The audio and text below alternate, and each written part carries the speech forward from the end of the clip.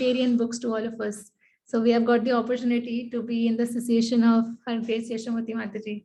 Thank you so much, Mataji, for coming. Hare Krishna. So you want me to speak a little bit about the holy name? There's so much to be said, but let me just first ask, how's your chanting? You like chanting?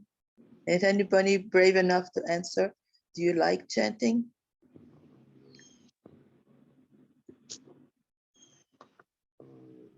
Will anyone answer? Sometimes, Mataji. Sometimes, yes. Now, the Yes, thing is, we hear there's no difference between Nam and Nami, no difference between the holy name and Krishna himself. So do you like Krishna only sometimes? See, the problem is, it may start a little bit with the way we speak about our japa.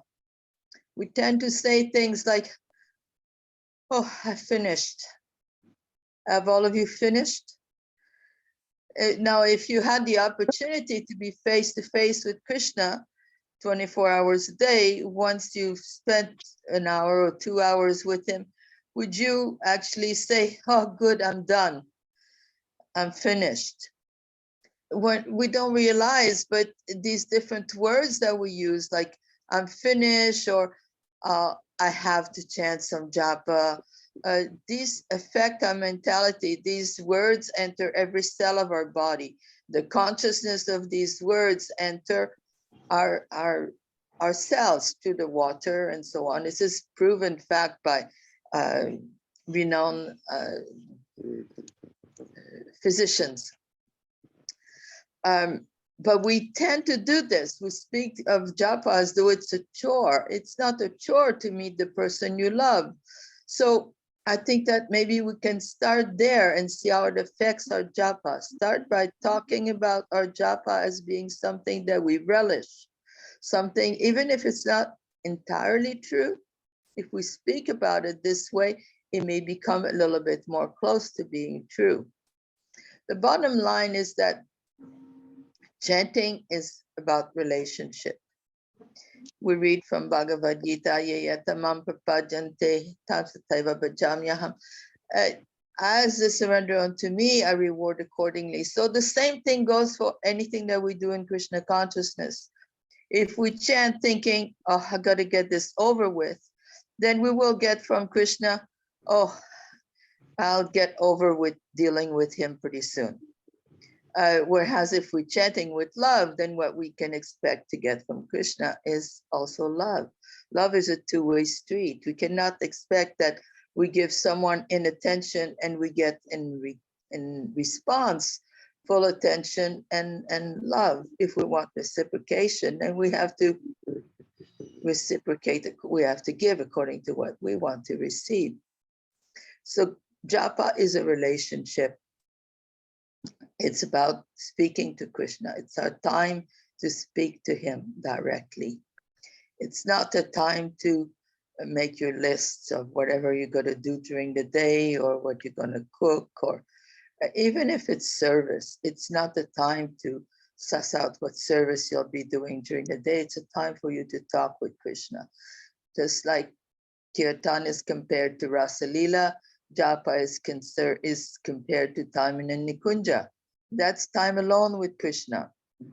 To understand, you're getting together in the morning to chant, but it's through Zoom. So you're still alone, just that you know that others are also there, something like that.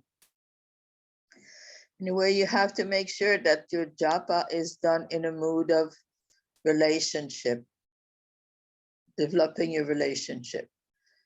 Hare Krishna, Krishna Krishna, Hare. You calling to Krishna. Please engage me in your service is the translation Srila Prabhupada has given us. You call to him, you want him to respond to you in this way, to give you service or to pay attention to you, that you're calling to him. Like a child cries for his mother, help me here. I'm stuck in the material world. I don't want to be here anymore. I want to serve you. Not want to be here. Is actually, once we're situated in Krishna consciousness, it doesn't matter where we are, because you can be with Krishna. So really, It's not that you don't want to be here, it's that you want to be situated in service. So this is basically the most important thing I want to tell you today is you chant your japa in a way that is a relationship with Krishna. You chant with love, like you talk with him. And refer to your japa in a positive way so that the cells of your body aren't carrying this animosity or feeling of chore towards your japa, but rather as something that is loving and that you look forward to doing every day. So that's about it for today. You have any questions on what I just said?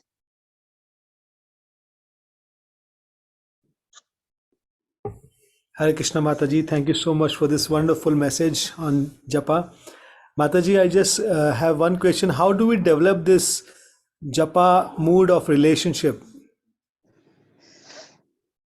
You just do it. You just do it. Like you pick up your beads and you're thinking, no, you're not thinking, I gotta chant my rounds. You're thinking, this is my time to talk to Krishna. This is my time to talk to Krishna, and there's a relationship, isn't it? Yes, Mataji.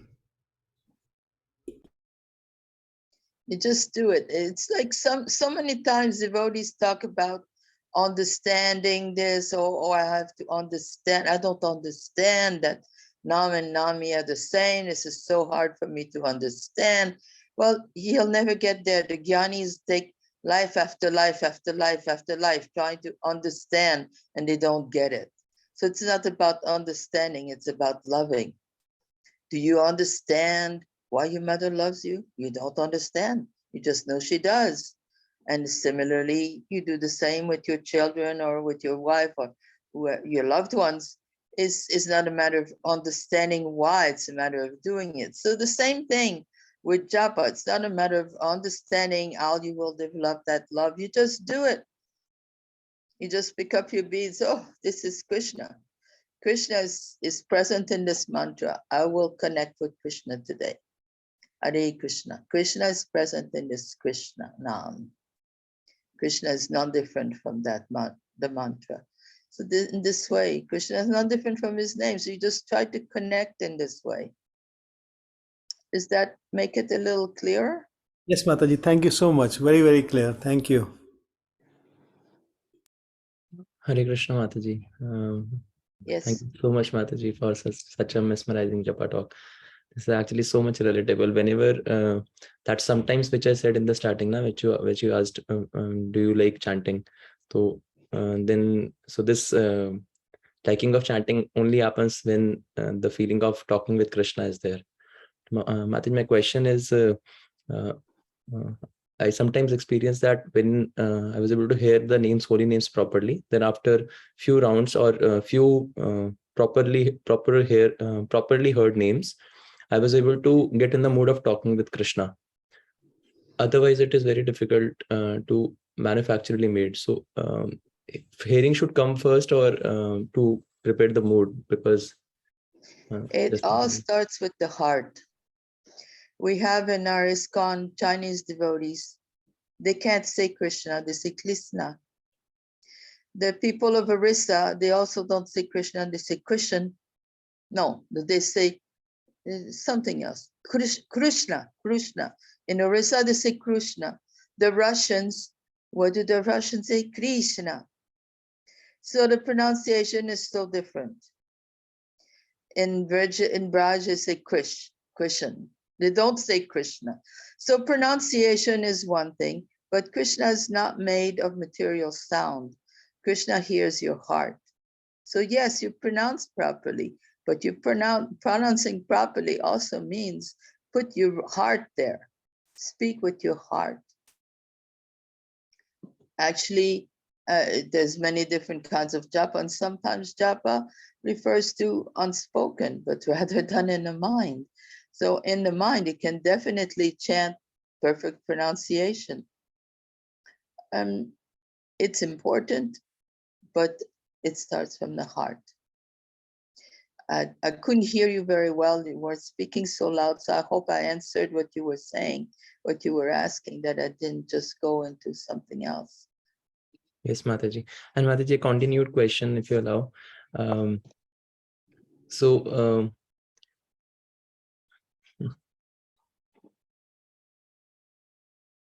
developing this mood, Mataji, it requires a little soft-heartedness, I feel. That our heart is not hard, it's soft, so that we can get in the mood of talking with Krishna. So I think, so how to maintain, how to develop that soft-heartedness. I could feel from your talk how much compassionate you are and how much kind-hearted you are, and you are able to establish that talking relationship with Krishna. But it's very difficult for a very hard-hearted person like me. So how to do it, Mataji, please? Well, hard-hearted. Maybe you're just labeling yourself hard-hearted. Maybe you're not hard-hearted.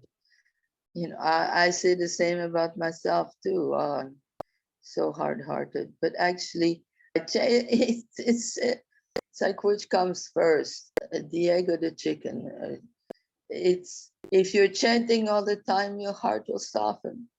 So you chant and your heart becomes soft, and your heart is soft, and then you chant better, and you chant and your heart gets soft, and this way it just goes on and on. You don't need to make a separate endeavor. It's not like, oh, let me beat the heart so it becomes soft, or no, you just chant. Everything will come and fall into place. Thank you. Open your heart to receive Krishna. Hare Krishna, Mataji. Mataji, to add on to this question. Try to speak closer to your phone, because it's really hard to understand. Can you hear me now, Mataji? Hare Krishna. Hare Krishna. Yes, Mataji, can you hear me loud and clear?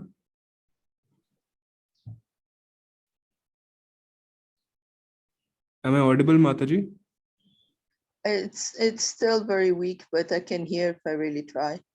Okay. Mataji, my question is that right now, this desire to talk with Krishna, it seems quite far-fetched and at this point inconceivable also. I cannot imagine, how can you talk with Krishna through chanting? So my question is that for somebody who has never even experienced this or doesn't know what it is, how can you develop the mood for that if you don't know that experience? It's too far-fetched for you to think that by chanting you will connect with Krishna. Maybe through faith in Guru. Guru is connecting to Krishna. He's told you that by chanting you will connect to Krishna. So then you just do it on the basis of faith with Guru. If you don't have faith in the mantra itself being non-different, then you have faith in the Guru who's told you that the mantra is non-different from Krishna. Like this. I mean, it has to start somewhere. The way it started for me, it started in a very arrogant way. I was asking so many questions from the person at the, I guess, Sunday feast in Montreal. And then at one point he said to me, he was very senior, he'd been a devotee for 2 weeks. Of course, he was shaved down, wore saffron, but he did a devotee for 2 weeks. So at one he said, I can't answer all your questions, but what I can tell you is that there's something special about the mantra. And if you just start chanting it, then soon all your answers will be revealed to you. So I started in a mood of arrogance. I said, oh yeah, really, you think so? Okay, I'll start chanting and I'll prove you wrong. I had no attraction to the holy name, no attraction to spiritual life, no attraction to chanting. Didn't understand that Krishna is his name, none of it. But I started chanting, and the chanting itself cleans your heart, prepares your heart. I'm still chanting and I'm still getting questions answered. And that's now, what is it, 50 years ago, almost 50 years ago? That was in 1971. So it was that, yeah, it's 50 years ago, 51 years ago. So you just chant. You just chant. If you can't chant connecting, you just keep in mind that this is supposed to be a conversation with Krishna. Give it a try. Try to adopt that mood. If it doesn't fit, well, let it not fit. Just chant. When it's time for it to fit, it'll fit. Do you understand? Yes, Mataji, thank you so much. Hare Krishna, Mataji. Mataji, am I audible? Are you able to hear me? A little bit, yeah. Mataji, I have this question. Just like for Raganuga, we have to develop the mood of Brajvasis. Can we really expect ourselves to feel relishment and taste in chanting at the stage of Anarth Nivritti? And at what stage can we really expect ourselves to develop taste in chanting? And should we really expect ourselves to start feeling taste in chanting at Anarth Nivritti stage? The more you chant, the more taste you'll have for chanting. You won't develop a taste for chanting by not chanting. Just like someone can tell you in so many different ways how wonderful gulab jamans are. They can describe them. Oh no, they're brown, they're round, they're squishy, they're soft. But you won't know what it is until you put one in your mouth. So the same thing is there for chanting. So many people can say many things about chanting, but you will only really grasp the understanding when you start chanting. And if 16 rounds doesn't do it, then you have to chant more. You have a headache, you take one aspirin and it doesn't do anything. Will you not be reaching for another one? So if the dosage isn't sufficient for you to understand what the chanting is about, or how wonderful chanting is, then increase the dosage. It's not a matter of, oh, this is like false humility. Oh, I'm not a Brajpasti. It's not going to happen. Why are you feeding this kind of thoughts into your soul? Why are you bringing these things? Let Krishna decide when you're ready or not. You just open your heart. Be ready to embrace with gratitude what comes your way. Just chant and chant more and do it with gratitude and open heart, ready to expect miracles. And miracles will happen. And just look, Srila Prabhupada went in the West and he took people out of completely immersed in sense gratification with no previous understanding or inclination to spiritual life and somehow turned them into devotees. Why is that? Because of the power of this mantra, the power of the instructions of his guru, power of our sampradaya.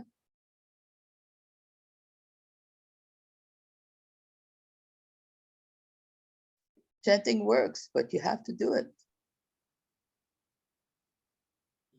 Thank you, Mataji. Jesse Keshav Prabhuji, you can ask the question. Yeah, Hare Krishna Mataji, Dandar Pranam. Thank you so much for such a lovely Japa talk. Mataji, I have a question. How we can develop our determination to chant attentively? We hear a lot to chant attentively, but our mind is filled with so much materialistic thoughts. So just like a roaming sense takes away the boat in other direction. Similarly, our mind somehow we don't know, it takes away our thoughts to away from Krishna, and then we realize that we are not chanting attentively. So how to develop that determination to chant attentively? The mind is how Papa, when he was told about what do you do with the mind, and he just ignored it. He said, he basically did, what's the mind got to do with it? You just chant. But mind is like a monkey, and or like a toddler. When you have small children, remember the presence of small children. They constantly want attention. It's one thing after the other. They all want to look at this. Ours, who he lost attention to his mother for one moment, and there he was breaking apart the storehouse and breaking all the pots of coconut. He was 3 years old. He was a toddler. This is what toddlers do. They want constant attention. So the mind is also like this, like a toddler, very mischievous. But what you can do is you can try to engage your mind. You have a good talk with your mind. Okay, now I want to chant. So you want to do something, you can either chant with me or here's something else. you can think about some shlokas or something. Like give some service to your mind. Something that's not going to interfere with your japa. Something like, if you suppose you decide to recite the Shikshashtakam, 8 verses, 16 rounds. So 8 times, 8 verses, and then again 8 verses. So you chant one shloka between each round. Then the mind is busy with that shloka, then you can chant. Something like this, you understand? Like you give some engagement to the mind. Or you sit in front of a picture of your favorite deity. And then your mind can look, oh, look at Radha's eyes. Oh, I think she's looking at Krishna. The mind can go on and on about the picture, looking at the deity. And then you chant. And in this way, the mind is occupied. And not that you throw your mind at what's to cook for lunch, or how much money should I invest in this business, or, even if the money from the business is going to be in Krishna's service and all these things, we can justify so many things. The mind is very good at helping us justify practically anything. But you try to keep the mind as close as possible to something that will nurture your japa instead of something that will take you away from your japa. But at this point in our development, you may have to give some engagement, like reading a shloka or a paragraph from Shastra or some inspiration on japa. And then you start chanting, and then the mind will be caught on that. Mahendra Prabhu used to say, chanting looks like chanting, but actually chanting is Krishna dancing on your tongue. So here's something to think about. Krishna's dancing on my tongue. Hare Krishna, Krishna Krishna, Hare. And the mind's busy. Krishna's dancing on the tongue. So like this, you read so many books are there written by so many people, so many quotes are there. You read something, then the mind can be busy with that while you chant.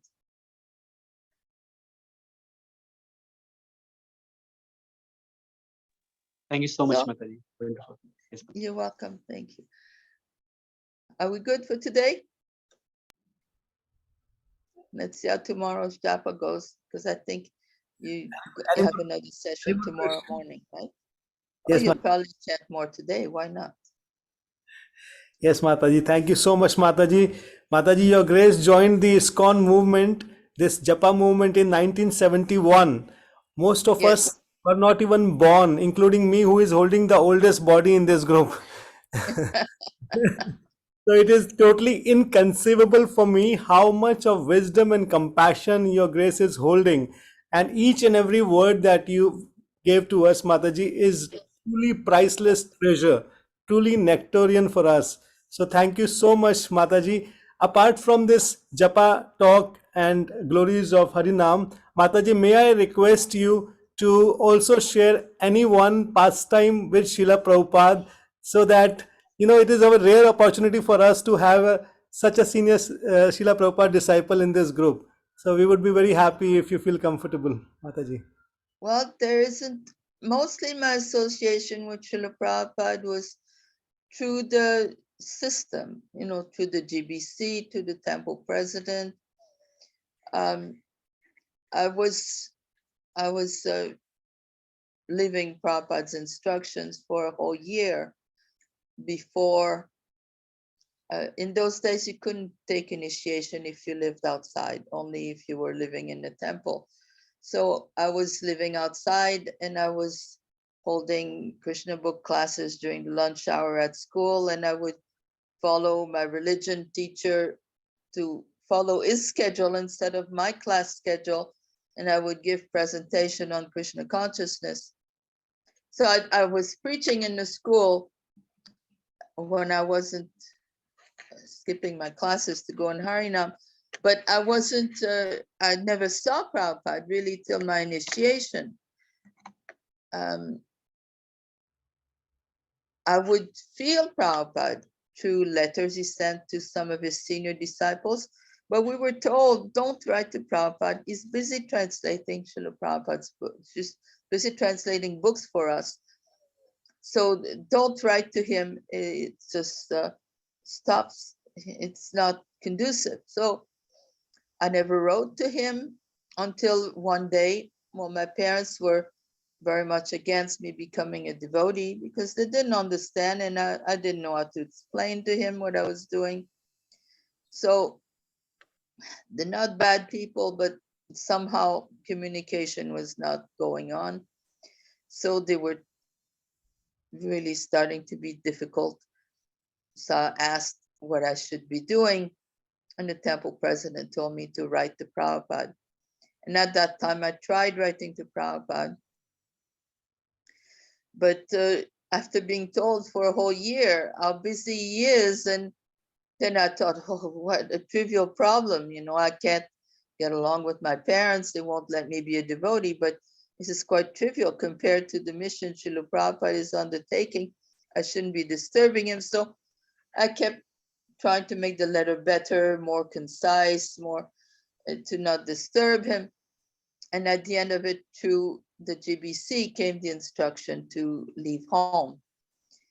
So in this way, I would get my association with Srila Prabhupada through his representative.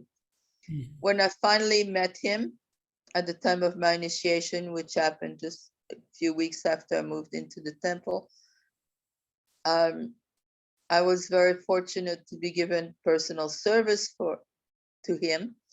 I took care of his clothes, his laundry and like that, and his garlands, collected his flowers. We had to go door to door begging for flowers. So I begged for flowers, I made his garlands, and I took care of his clothes. But it also meant that I didn't go to the different engagements where Srila Prabhupada was speaking. I stayed at the temple to do all the backup work. So there again, I didn't see Prabhupada very much. But when I sat for initiation, then he told me, your name is Yashomati, Mother of Krishna. This is the only thing he's ever told me, apart from for the obeisances. And I said, all glories to you, Srila Prabhupada. And he replied saying, thank you very much. So your name is Yashomati, Mother of Krishna, and thank you very much are the only words I heard directly to me from Srila Prabhupada.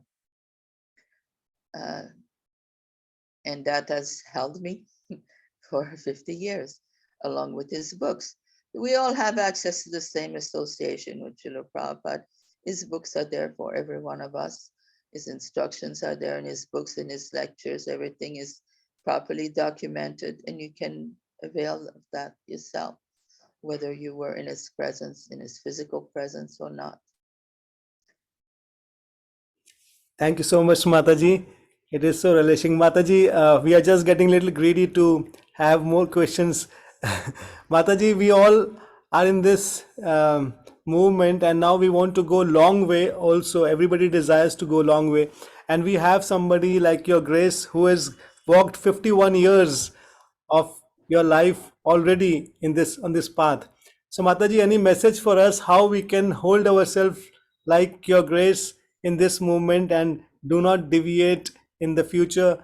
And any message, any instruction, Mataji, for us? Chant, chant, and keep chanting. You have a very great opportunity. You were born in India, so from the time you were born, you knew that Krishna is God. You knew that there is such thing as reincarnation. You knew about all these things. Srila Prabhupada has told us that you take any Indian and you scratch the skin a little bit, and right under the skin, there's a Krishna conscious person. We were born mlechas, a lot of scratching required. But at the same time, you also born thinking that Varnashram Dharma is the goal. Varnashram Dharma is not the goal, it's the operating manual. Once you know how to drive, you rarely look at your operating manual. You already know what a windshield wiper is. You know how to use it. You know which one's a gas pedal. You know how to operate the vehicle. So of course you don't give up. It's not that all of a sudden you're gonna put diesel in a gasoline vehicle because you don't need the manual anymore. You follow what I'm saying? You still follow the manual, but the manual's not the goal. So you people of India are a little attached to the manual, attached to this Varnashram Dharma. Varnashram Dharma is only a vehicle. Comes a time where dharma, artha, karma, moksha all have to be given up. They don't belong in brain. They only take you as far as ruchi. If you want to go further, if you want to go into attachment, shakti, bhav, or prem, then these things have to be given up. Not that you change your way of driving your vehicle. You still abide by varnashram, but it's not something that is of the same importance. It's not a goal. So that would be my message to the people of India, how to go further. ISKCON is very good at making new devotees, at bringing people into the beginning, but then we also have to develop expertise at going a little deeper. And that is achieved by excessive. Excessive is usually a negative word, but don't mean it in a negative way, but excessive chanting. Keep Krishna dancing on your tongue as much as 24 hours a day. And it's possible. The more you chant, the more Krishna will stay there. Sometimes you will lay down and you're not chanting. You haven't been chanting. You just were just whatever. You took some prasad and then you decide to lay down a little bit. You lay down and then all of a sudden in your mind goes, Krishna, Krishna, Hari, Hari, Hari, Ram, Hari, Ram. This comes. It comes automatically. Or you'll chant in your sleep. It comes automatically. The more you chant, the more you'll be chanting. So chant more. It's the process for the sage to chant. Thank you so much, Mataji. Thank you so much. Okay, so I will leave now so you can go on with Yes. Thank you your so much, activities Mataji. of So the day. everybody, thank you so much. Everybody, please raise your hands and chant 3 times Mahamantra to thank Mataji. Hare Krishna. Hare Krishna, Hare Hare Krishna, Krishna, Krishna